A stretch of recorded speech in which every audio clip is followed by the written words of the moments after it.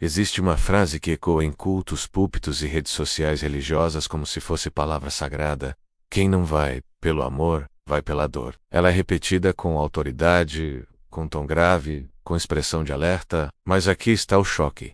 Essa frase não está na Bíblia, não está em Gênesis, não está nos Salmos, não está nos Evangelhos. Não foi dita por Jesus, não foi escrita por Paulo. Ela simplesmente não existe nas Escrituras. Mesmo assim, milhões escutam essa frase como se fosse decreto divino. Ela é usada para pressionar decisões, para acelerar conversões, para justificar sofrimento. O problema não é apenas a frase. O problema é o mecanismo por trás dela. Quando algo é repetido muitas vezes dentro de um ambiente religioso, ele começa a ganhar peso de revelação, mesmo sendo apenas cultura popular. Pense no impacto psicológico dessa declaração. Ela sugere que, se você não obedecer por escolha, sofrerá como consequência direta da vontade de Deus. Ela cria uma narrativa onde dor se torna ferramenta pedagógica divina obrigatória.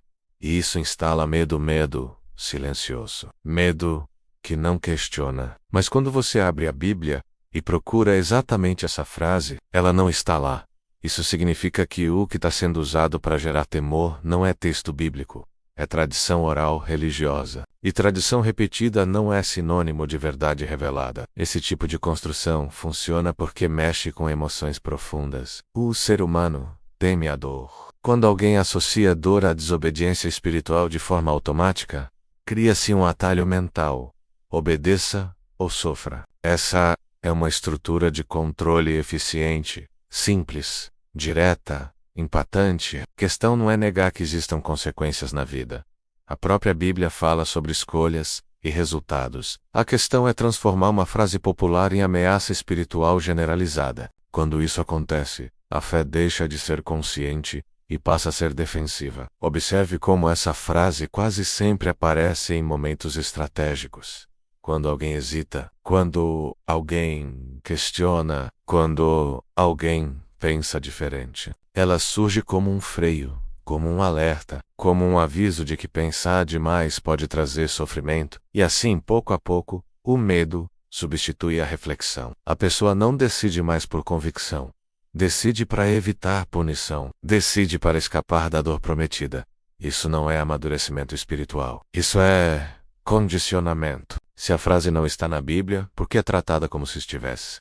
Porque frases curtas são fáceis de memorizar, são fáceis de repetir e, principalmente, são fáceis de usar como ferramenta de impacto emocional. Quando alguém acredita que Deus usa a dor como método obrigatório para ensinar quem não vai pelo amor, cria-se uma imagem de um Deus que precisa ferir para convencer. Essa imagem não é uma citação bíblica, é uma construção cultural. A repetição constante transforma a opinião em aparente verdade. E quando ninguém questiona a origem, a frase ganha status de doutrina informal. Ela entra na linguagem do culto, entra nas pregações, entra nos aconselhamentos. Mas aqui está o ponto que abala.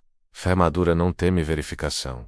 Se algo é verdade, pode ser conferido, pode ser lido, pode ser analisado. Quando você começa a conferir, percebe que muitas frases atribuídas à Bíblia nunca foram escritas nela. Isso não significa abandonar a fé, significa separar texto de tradição. Significa separar escritura de costume. Significa entender que nem tudo que soa espiritual é bíblico. O medo sempre foi uma ferramenta poderosa de controle social. Quando o medo é revestido de linguagem religiosa, ele ganha ainda mais força. A pessoa não apenas teme consequências naturais, ela teme estar desagradando o próprio Deus.